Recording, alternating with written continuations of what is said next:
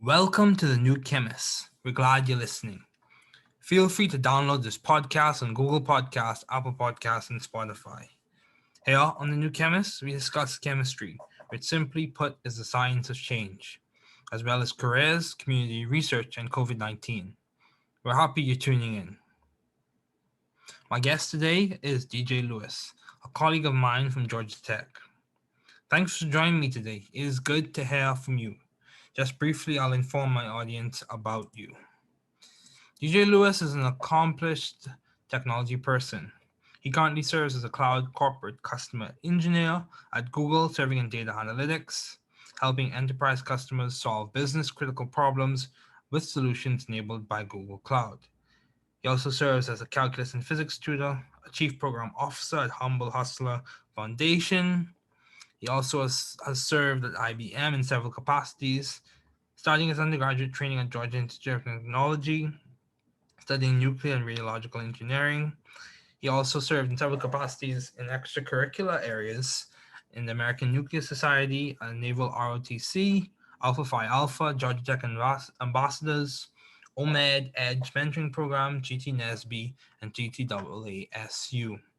Currently, he is studying at Quantic School of Business and Technology, undertaking a MBA program, and he also assists in his community, volunteering in several capacities.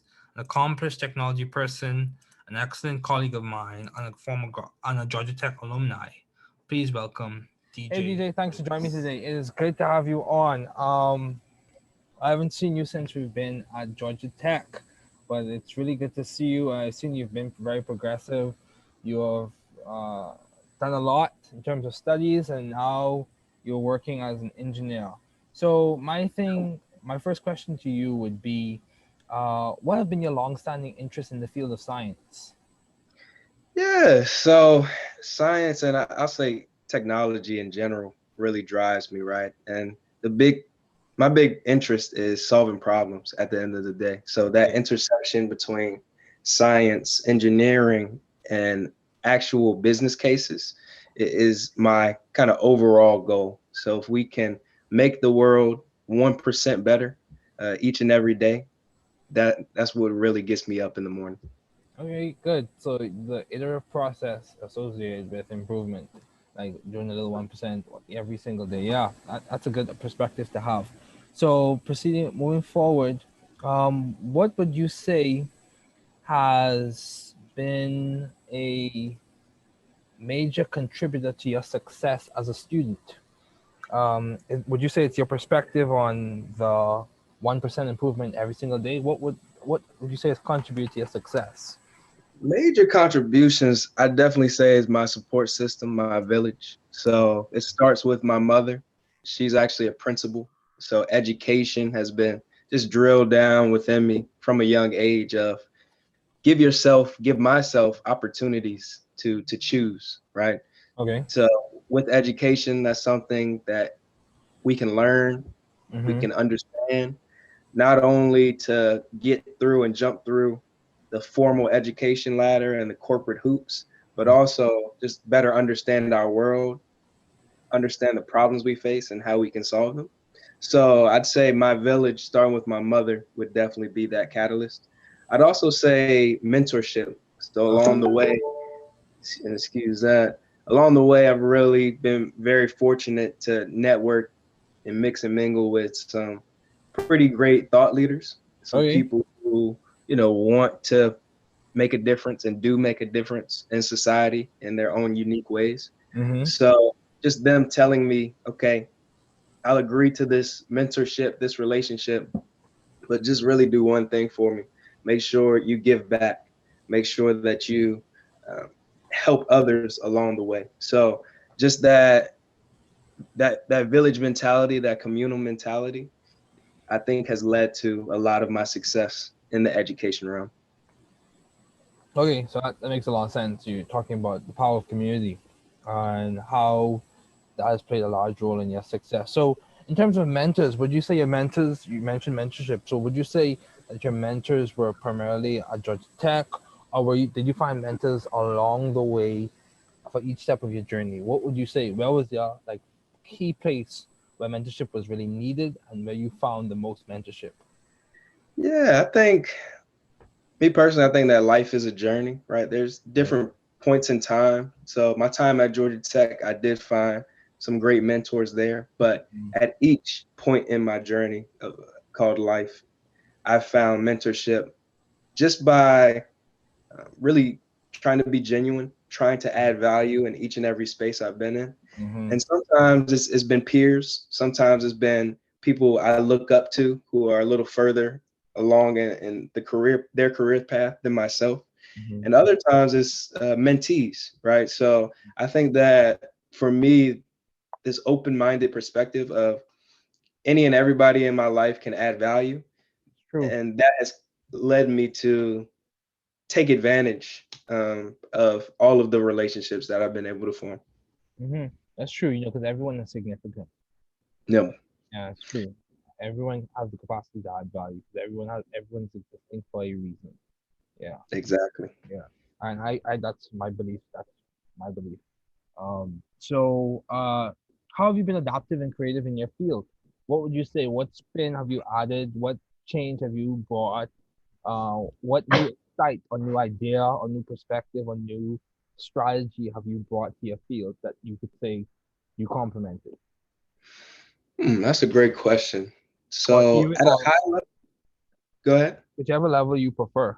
Yeah. Yeah, I'll start at a high level. I think that right now I'm a customer engineer, a sales engineer at Google. Mhm.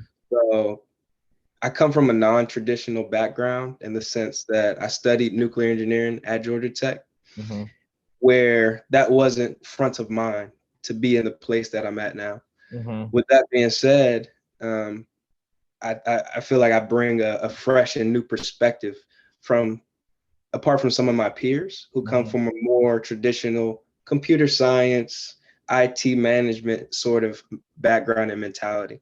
Mhm. So throughout my studies, I was the one looking up different energy fields, looking up, nuclear related news, not really looking at what is Kubernetes, what is artificial intelligence, all of these cutting edge technologies that I talk about on the daily basis now.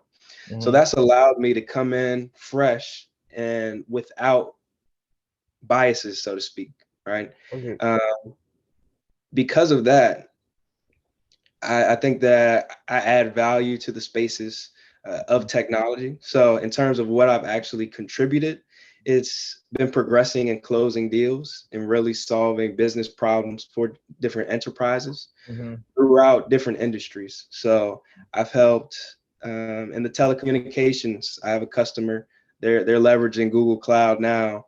Mhm. They have like 500,000 agents. I've helped with Verizon, for example, Mhm. just making their applications just smoother by leveraging powers of the cloud. So being able to evangelize cloud at this stage, and Mhm. especially being so young, that has allowed me to come into different spaces Mhm. and really say, I believe in this XYZ and this is why, Mhm. and be able to give my suggestions in this space. So that impact is shown in various ways. Oh, that's good. And I think yeah, that's good. Continue on the same trend of thought in terms of adding value to your space. Would you say that your core values and your capacity to build and improve on your craft has complemented to you being able to add value to the spaces that you have resided in?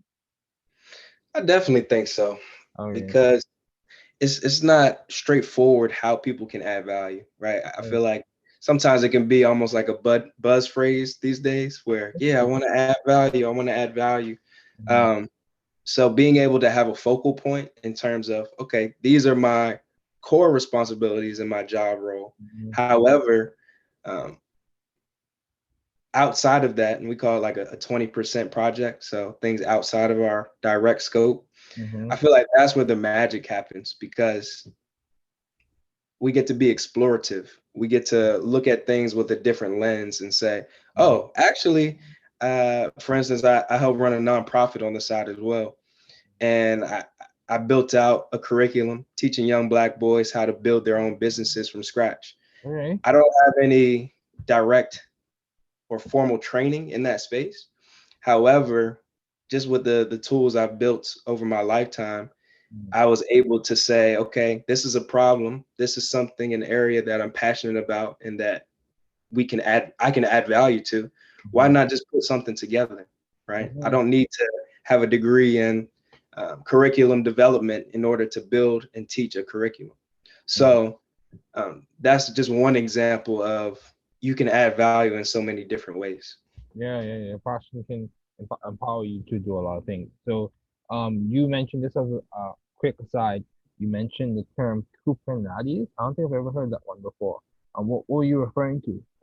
Yeah, so Kubernetes is actually an open source project. And if you've heard of containers in the application development world, that's pretty big these days, where back in the day, 10, 15 years ago, people would build out these big, huge, monolithic applications. Those have its pros and cons, but these days it's preferred to break down the functions of that application. Say Hmm. like our Netflix application, right?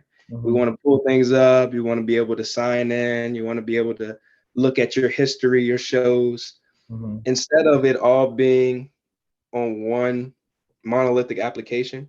Kubernetes and containers allow you to go with this micro service architecture. So it's a new way of, not new, but relatively new in this sense of cloud development, cloud space, like within the past 10 years Mm-hmm. of just being more efficient and being more intentional with each line of code that developers write.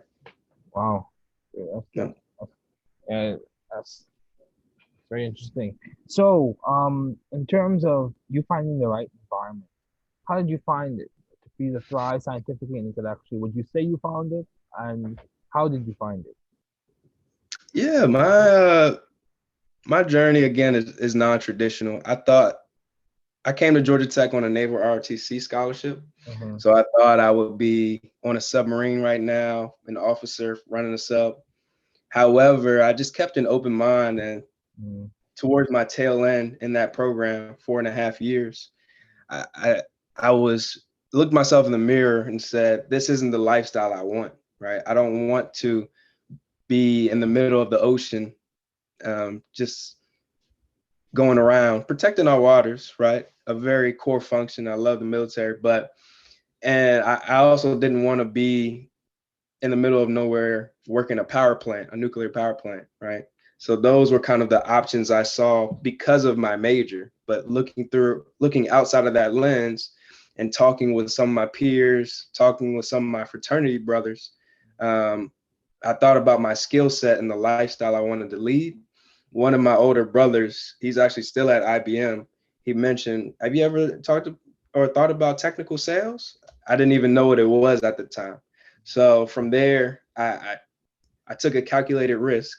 He told me, I think you'd be great at it. You like technology, you learn quickly, you can talk to people, you love to talk to people. Just try it out.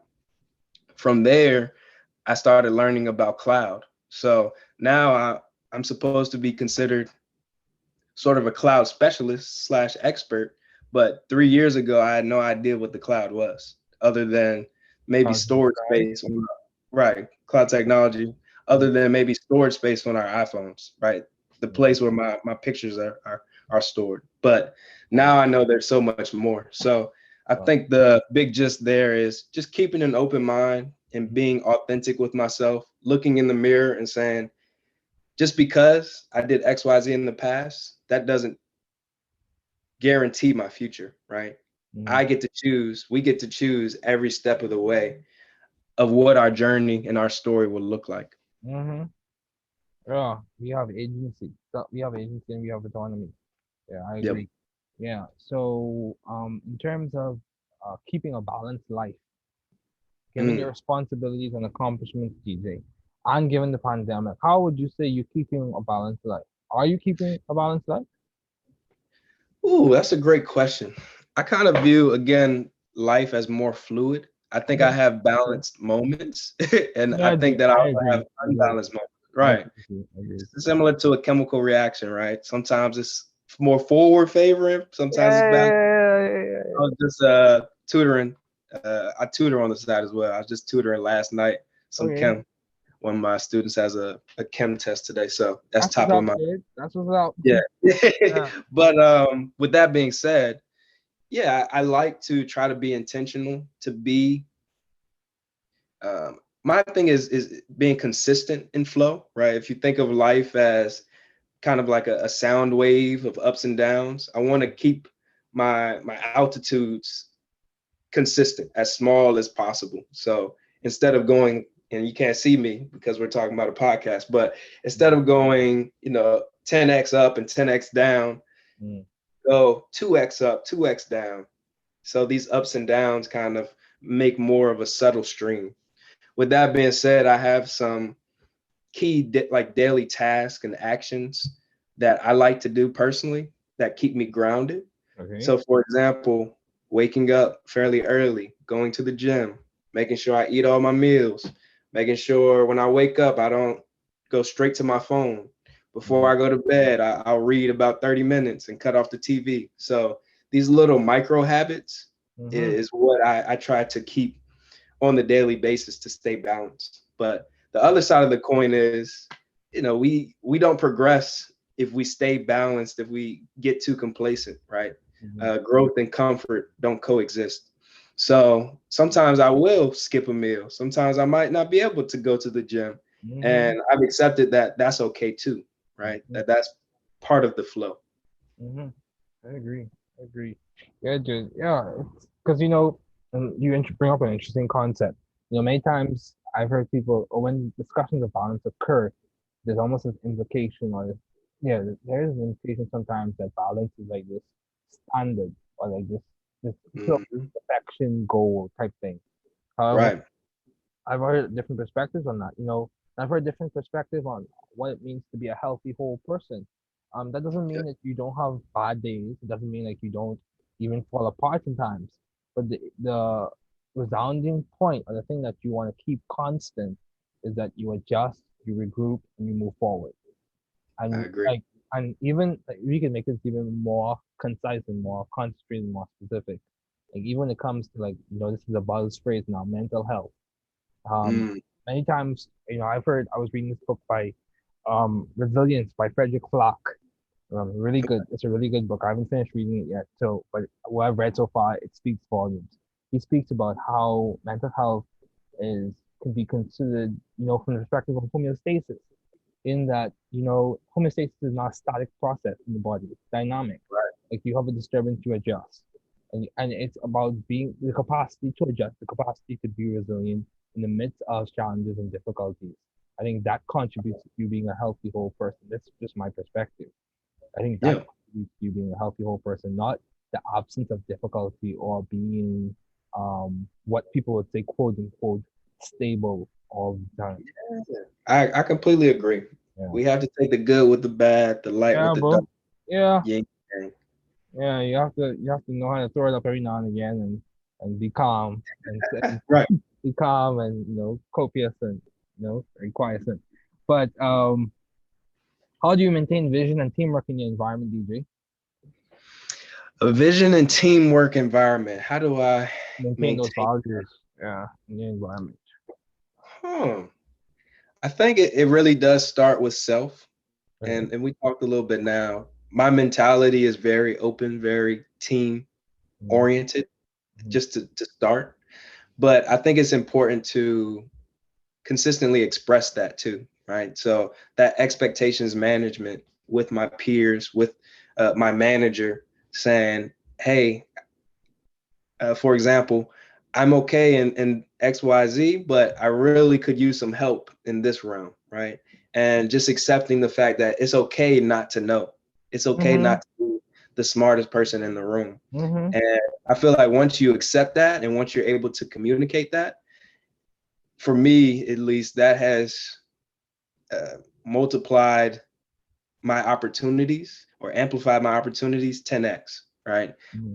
It's allowed me to meet so many more people. It's allowed me to leverage different values and strengths of others so that I can focus on my core values and strengths. I can refine myself.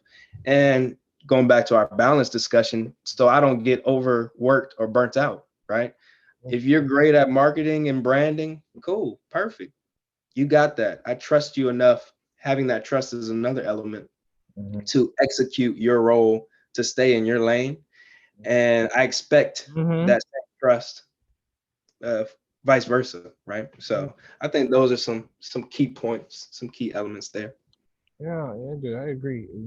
Maintaining a good environment.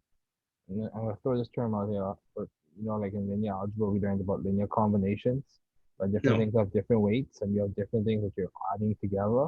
Mhm. So I would say it's a linear combination of several things. You mentioned a key point, the fact that um, understanding that it's okay to not know. Like my Right. value as an individual, my value to the team, even though what I know and my capacity to help the team may be tied, or many times it's coupled, but my value as a person at the end of the day is not tied to what I know. It's tied to Exactly. who I am. And for me personally, it's tied to my belief system and my faith system. So, and that's where my self concept really is rooted. So, why did you choose nuclear engineering as a field to major in at Georgia Tech? Yeah. So I'm a fairly simple-minded man, to be honest. Fair. Um, Good to have simplicity, eh? yeah. So um, I wanted to go to Georgia Tech just because 17-year-old DJ, I was looking at different schools around the country. I'm originally from Maryland. I Mm, saw Georgia Tech, very high ranking in terms of engineering, great location in Atlanta, Georgia, as opposed to ATL. exactly as opposed to like the MITs and just too cold for me. Stanford too far for me. With that being said, I knew with out of state tuition, I, I didn't financially have that money on hand, and my parents didn't either. So uh, my father was in the Navy. He mentioned Naval RTC because he also did Naval RTC. I was fortunate enough to get into that program to cover everything for school.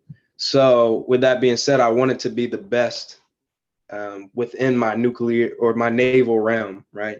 At that point, I was gun ho, like, okay, you're going to become an admiral. How do you do this? The smartest people in the Navy, quote unquote, are the nuclear, the sub people, because there's so few slots, right? Oh yeah. Uh, so I was like, I know nothing about what actually propels these ships and what our nuclear warheads look like. Let me learn more about this field. It's interesting. I thought that energy is something that is a challenge, something that we're still trying to, and we'll continue to try to solve in terms of what are the best mixes of how to power our ever expanding world. Mhm. So all of those factors together, I said, okay, I think nuclear engineering at Tech would be a good fit. Also, it just sounded cool. I was just like, oh, okay, you're a black guy, nuclear engineering. People always kind of their eyes light up. They assume, I'm intelligent beyond my years and all that stuff. So Wow. those factors play into play. Okay, dude. Yeah, dude. Keep it real. I agree. I agree. Keeping it real. Yeah. Yeah, It's interesting how like takes us on these journeys. Hey, you come up with an idea of what you want to do, and then as time progresses, you realize our gifts and our desires coincide with something a little bit different, and exactly. that's okay. That's okay. Right. There's nothing wrong with that. So, do you have any advice to those pursuing the field you're currently working in? Yeah, I'd say be authentic, be genuine. Yeah, dude, I agree. Yeah. Uh, as we've discussed throughout this time, we can add value in different ways, right? So there's no cookie cutter pathway to actually get into big tech, so to speak, right? It's all about being a genuine person and adding value. And everyone on my team today, they come from different backgrounds. Some have been CEOs at startups. Some weren't even, science technology majors. However, they all see the value that technology, specifically like smart analytics, AI, cloud, can shape our world and help us, live more intentional, easier, quote unquote, lives. So all that being said, just be you. Yeah. Understand your strengths, understand your weaknesses, take that intentional time to evaluate yourself and match that up with the lifestyle you want to live, right? Technology is not the end all be all. We need carpenters, we need XYZ career paths. It takes a village. So go to where your strengths are, go to where your heart lies. You'll be good to go. Yeah, do it. Yeah, keep it humble. I think it's definitely a plus. It's always good to be humble. Yeah. Yep. Yeah, dude. And so, as we conclude, what would you say is the most beneficial advice you have received? Someone's told you Ooh. in line with the authentic self. Yeah, it definitely does. It's don't overthink it. Just be you, be present, Yeah, dude. I agree. authentic. Yeah, that's it. Yeah, dude. That's good. Simple and to the point. And just as we conclude, um, even in my faith perspectives, the capacity to be present allows you to enjoy the moment more. Where you're not just thinking about what's the next thing, what's next, or what's the next goal to set, or what's the next achievement to get. So yeah, man, I completely agree. But anyway, DJ, thanks for joining me today. It was good to have you on. Concept development 4, chirality and isomerism. Isomers, as defined earlier, are molecules with the same molecular formula but differ in structural arrangement, space, connectivity, or geometry around the bonding arrangement. All of those differences aforementioned define a subclass of isomers, be it structural isomers, arrangement in space, stereoisomers, or connectivity, constitutional isomers. Each subclass has its own significance, but in this chapter, elaborations will be done primarily on stereoisomers.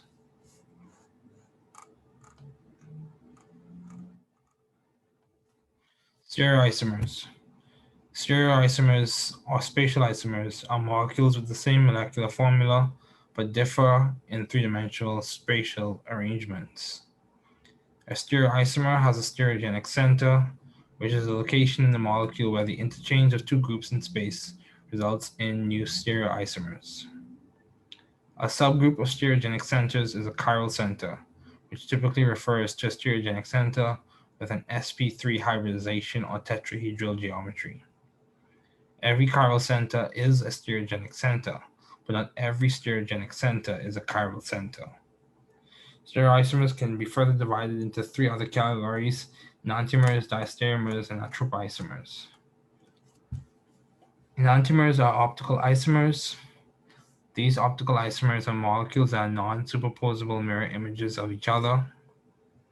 Enantiomers typically have chiral centers. Enantiomers are very significant in the pharmaceutical industry, with specific enantiomers in drugs having specific effects, or to that extent, no effect at all. This is seen with the classic example of thalidomide, ibuprofen, and Darvon, where stereospecificity contributes a large role in determining therapeutic potential and therapeutic effects.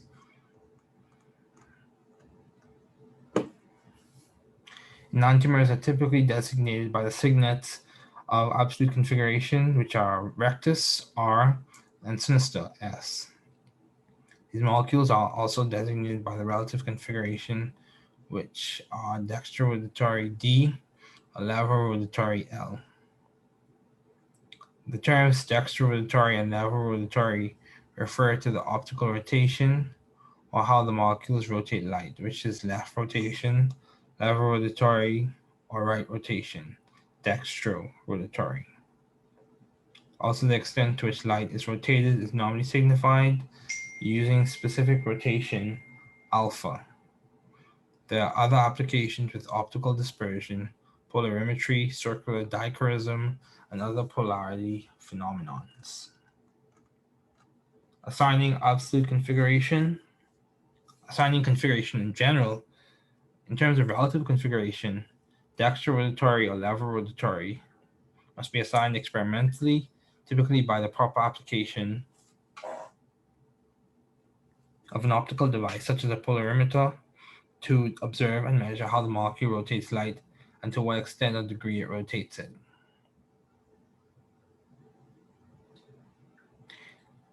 Absolute configurations.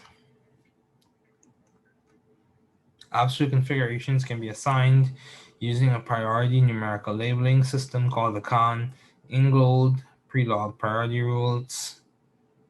These rules give priority based on atomic mass. Larger atoms have the highest priority, 1, and the smallest or least weighing atoms have the least priority, typically hydrogen in many molecules.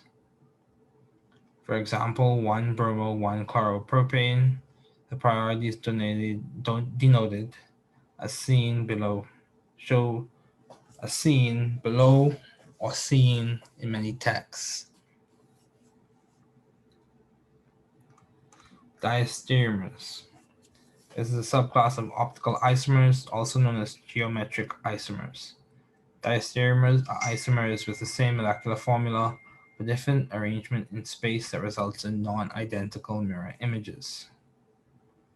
These typically can be identified by first assignment of the absolute configuration of the stereogenic center, then comparison of the mirror images to determine whether they are identical or not.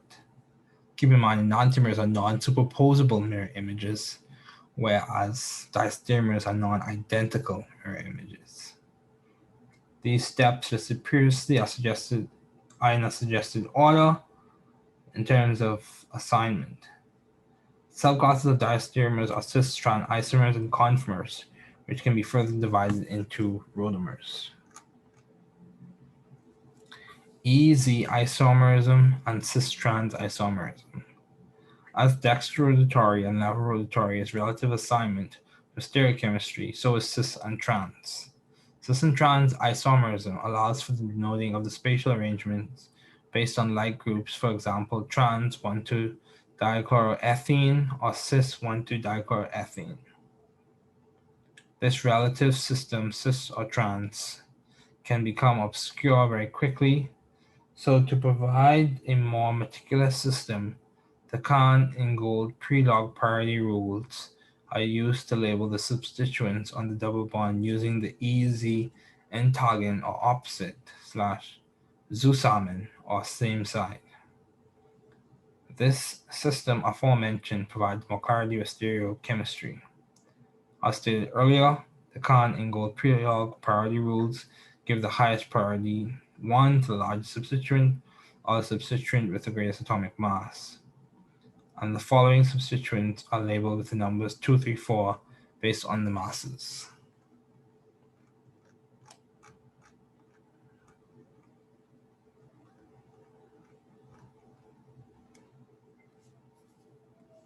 Conformers and rotamers.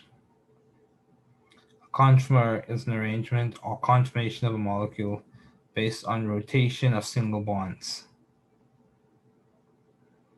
that resulted in a potential energy minimum. A classic example of a conformer is with cyclohexane, in which you have the chair, the half chair, the twist boat, the twist boat, the half chair, and the chair. All of those are different conformers. A rotamer is just a conformation of a molecule that results from another rotation of the molecule's single bonds. You see this example in terms of gauche, eclipse, and anti with butane. The Newman projections are good at showing these different rotamers. Anomers.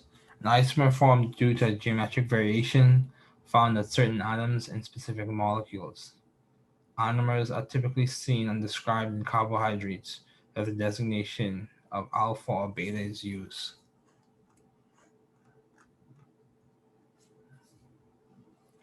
Epimer. An epimer normally found in diastereomeric pairs is a stereoisomer that differs in configuration at any point in the molecule by changing the position of the two substituents results in the formation of a new stereoisomer. Basically, an epimer is an isomer that differs in configuration at any stereogenic center.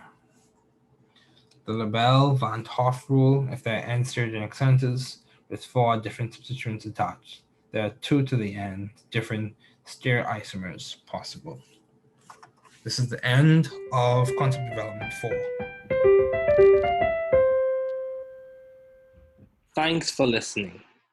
We're glad you were able to tune into this podcast. Once again, this is the New Chemist, where we discuss chemistry, which simply put is the science of change, as well as the other sciences, careers, community, research, and COVID-19.